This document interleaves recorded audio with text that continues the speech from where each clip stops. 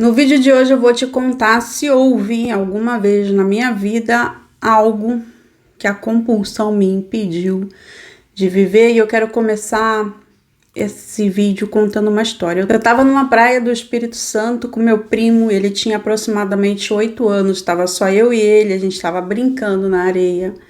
E desse movimento de brincar, de jogar ele para pular as ondas, uma onda tirou a minha peruca.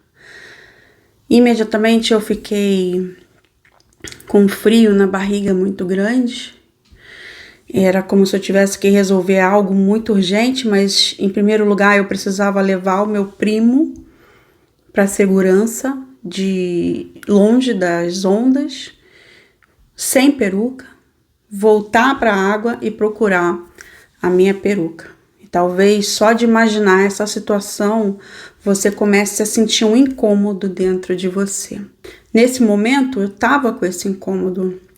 E só de lembrar, minha garganta fica seca, fica difícil de engolir.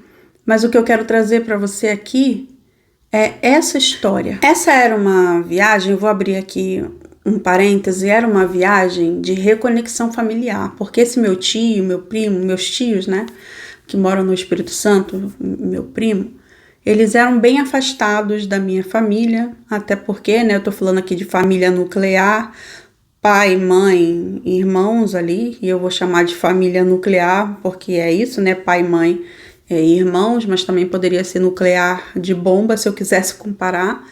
E eu entendo o afastamento de toda a família, dessa minha família nuclear, mas eu estava nesse momento buscando essa reconexão com esses parentes meus mais distantes e aproveitando também para fazer uma viagem sozinha. E sobre meus parentes não quererem estar perto da minha família nuclear, eu posso falar em outro vídeo, mas se você que tem famílias desorganizadas, famílias complicadas, vai entender, já entendeu o que eu estou trazendo aqui. Voltando para a história, eu estava na beira da praia, com meu primo assustado no fundo, porque ele não sabia que eu usava peruca, ele tinha acabado de descobrir, sentado na areia me esperando, eu sem peruca, com aquela falha à mostra, na beira da praia, praia pública, com gente passando, gente me olhando, e eu procurando a peruca no mar. Entrava no mar, nadava, voltava, procurava e não era possível. Como que o mar deu um tapa na minha peruca, levou ela e ela desapareceu. O mar claro do Espírito Santo, o mar da Praia da Costa, é um mar bem transparente, uma água bem limpa. Estava muito translúcido, não era possível que a minha peruca tivesse sumido. Então, eu procurava a peruca e eu ficava, meu Deus, como é possível sumir uma peruca aqui na praia? Esse movimento demorou, angustiante, demorou aproximadamente uns 10 minutos. Então, eu percebi que eu ia precisar aceitar que eu tinha perdido essa peruca, de ter que aceitar que eu estava na praia, exposta, com meu primo assustado, as pessoas me olhando e eu estar sem a peruca que me fazia sair de casa, a peruca que me trazia autoestima, a peruca que me fazia ir trabalhar, essa peruca que era tão responsável pelos meus movimentos tinha acabado de desaparecer num lugar público. Eu tive que aceitar que a peruca sumiu e a partir desse momento eu voltei para a areia, peguei a canga, enrolei na cabeça e conversei com meu primo. Falei, olha, a prima não tem cabelo. Não contei para ele especificamente, ele tinha entre 6 e 8 anos de idade, eu não me aprofundei, mas eu falei, a prima não tem cabelo, mas tá tudo bem não ter cabelo, perdi a minha peruca, se você quiser a gente pode continuar brincando, eu vou amarrar esse aqui na minha cabeça, a gente pode continuar, e a gente continuou. Nesse momento quero trazer uma reflexão muito importante para você. E talvez a nossa maior diferença, porque se você sente que a compulsividade limita a sua vida, ou em algum momento da sua vida a compulsividade já limitou você de ter conquistas, ou de fazer alguns movimentos, passeios, viver alguma experiência, esse é o lugar que me tornou hoje terapeuta, porque eu nunca busquei a minha cura no início do processo.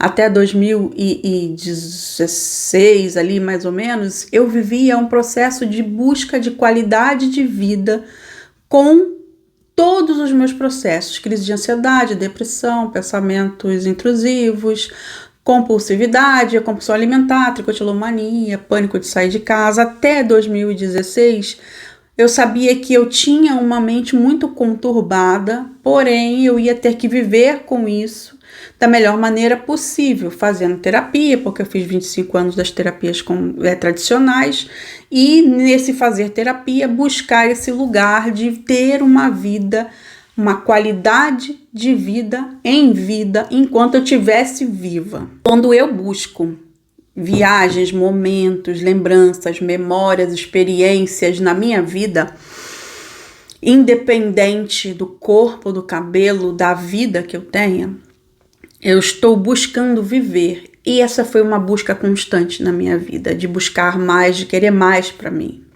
E a vergonha de ser compulsiva, de não ter cabelo ou de não estar num corpo que você deseja, falando da compulsividade de maneira geral, limita você de viver as suas experiências, de viver a sua vida. Exatamente naquele momento eu percebi que ou eu enfrentava tudo ali e continuava a me divertir na praia com meu primo naquela experiência, ou eu vestia a roupa, a armadura da vergonha, pegava meu primo, traria um clima pesado, levaria esse clima pesado para casa da minha tia, almoçaria no clima pesado, estragaria toda aquela viagem que era para mim importante por dois lados, porque era uma viagem sozinha, uma das primeiras viagens sozinhas que eu fiz na vida, e segundo lugar, que era essa viagem de reconciliação com parentes meus mais antigos que eu queria muito me reconciliar e que nem tinha sido eu que tinha afastado eles da minha vida. Então eu queria isso de volta. E isso era o verdadeiro e mais importante para mim naquele momento. E enxergar o que é verdadeiro e mais importante vai fazer com que você olhe para a sua compulsividade com um tamanho que ela tem de verdade. E aqui a gente tem uma das bases da minha metodologia, dessa metodologia que eu desenvolvi para me curar e para colocar no mundo e que eu tô aqui dividindo com você. Se isso fez sentido para você, me conta como você tá sentindo isso no seu coração, no seu peito, enquanto escuta eu contar essa história e tudo esse movimento, como você se sentiria? Me conta aqui embaixo nos comentários. Essa é uma das bases da minha metodologia, a minha metodologia de cura. De olhar para a compulsividade, enxergar o tamanho que ela tem, e o tamanho da minha vida, e o tamanho dos meus sonhos, o tamanho do que eu quero conquistar para mim.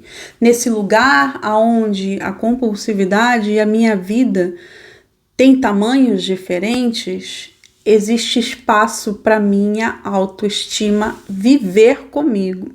E autoestima é superpoder. Autoestima é algo que não está nem no cabelo, nem no corpo. Porque se você coloca a sua autoestima no seu cabelo ou no seu corpo, você invariavelmente vai estar triste com o seu corpo e com o seu cabelo e abaixar ainda mais a sua autoestima. É muito importante que você entenda que a sua autoestima é um sentimento como a sua alegria e como a sua tristeza. E como a sua alegria e a sua tristeza, elas podem ser controladas ou treinadas para estar no lugar, para que você maneje ela do melhor lugar.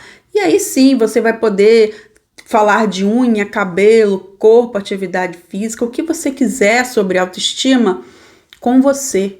E essas coisas, elas vão preencher você e a sua vida, e não o seu sentir. Elas não vão roubar o seu sentir.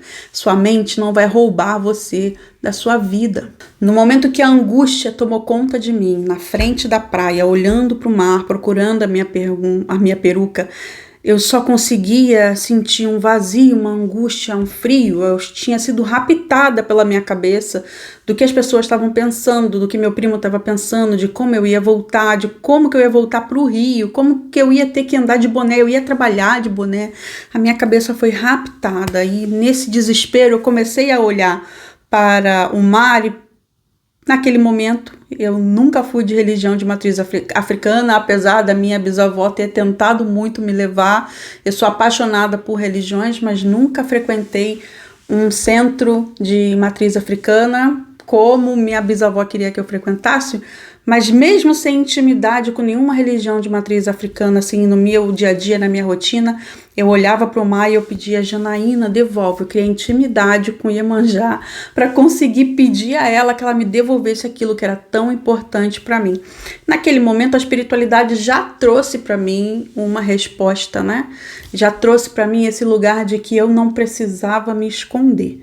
Mas isso também é papo para outro vídeo. Então, voltando aqui à pergunta, será que houve alguma vez na minha vida algo específico que a compulsão tenha tirado da minha vida? Eu nunca deixei de viver nada por conta da compulsividade, seja de bandana, de touca, de peruca, careca, na praia exposta. Jamais eu deixei de viver nada, nem com a tricotilomania, nem com a compulsão alimentar, porque meu corpo também nunca me limitou. E essa não limitação vem exatamente desse meu olhar, da minha metodologia, de olhar para a vida em busca de qualidade de vida pelo que eu sou, pelo que eu ia enfrentar na minha vida, independente do que eu fosse enfrentar, e de colocar a minha autoestima sempre em primeiro lugar. Agora me conta nos comentários o que você sentiu, como que você ouviu tudo isso que eu te contei. Não esquece de deixar o like se esse vídeo fez sentido, mudou alguma coisa dentro de você. Aqui na descrição tem um link para você entrar no meu grupo de WhatsApp que vocês pediram por anos para eu fazer. É um grupo onde eu coloco reflexões e ferramentas para você lidar com o autocontrole, colocar o autocontrole na sua rotina do dia a dia, porque autocontrole, assim como a autoestima, são treináveis no nosso dia a dia. Deixa o like, eu vejo você no próximo vídeo. Se você quiser se aprofundar nesse vídeo aqui, eu falo sobre a importância do poder do sim, que é uma das ferramentas muito importantes para você começar a olhar para sua autoestima com mais gentileza. Até o próximo vídeo.